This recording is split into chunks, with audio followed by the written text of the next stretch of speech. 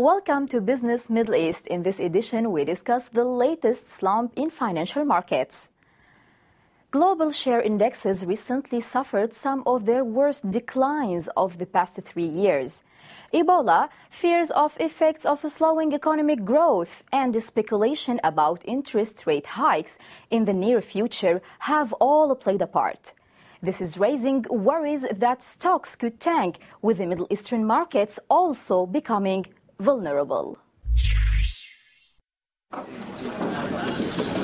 Global markets have recently been going through a period of fear, even panic, leading to much volatility and major selling of shares. World stock exchanges were hit by weakening global growth, fears over deflation and new recession in the eurozone, rate hike speculation and the spread of Ebola. That pulled down travel-related shares. Despite a bounce at the end of last week, exchanges around the world have lost their previous gains from 2014, slipping into the red.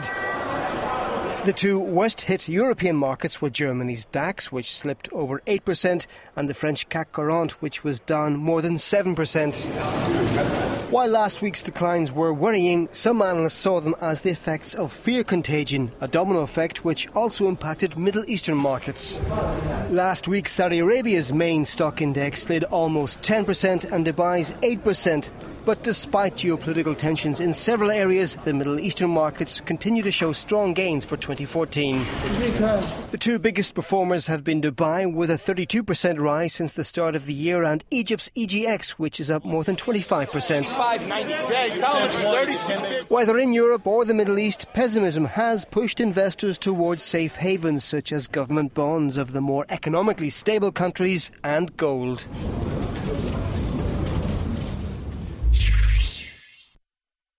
To gain further insight on this issue, as we do every week, we join Nuruddin Al-Hammoury, Chief Market Strategist at ADE Securities in Abu Dhabi.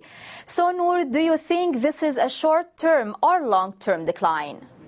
Yeah, well, the recent decline seemed healthy. The global equities has been rising for more than 4 years from now, with no clear or notable correction to the downside. However, these declines seem short-lived as the central banks continues with their accommodative policies so far. So, as far as these policies continues, the global equities will likely to continue and to add more gains.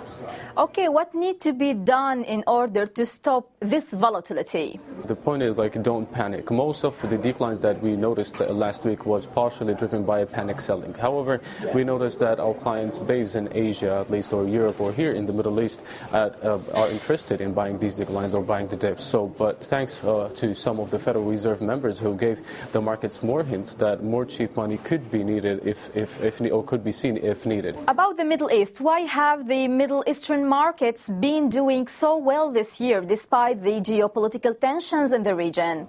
As we noted many times on your show also previously, the Middle East market is very attractive, as the region could be one of the most safe, stabilized region with many potentials in the world. These markets has benefited from what happened abroad, especially the slowing down in Europe. So, moreover, the region has opened its doors for foreign investors, and this is what basically we noticed earlier, that many investors are coming, at least or in the UAE here in Abu Dhabi, despite all the noise around the globe. So, at the end, traders and investors are looking for safety, stabilization, and group pricing, and also good technologies. Thank you, Noor, for joining us. Thank you for having me. Well, that's all for this edition. To share your thoughts on what we've talked about, join us on the Euronews Business Facebook page. Thank you for watching. See you next week.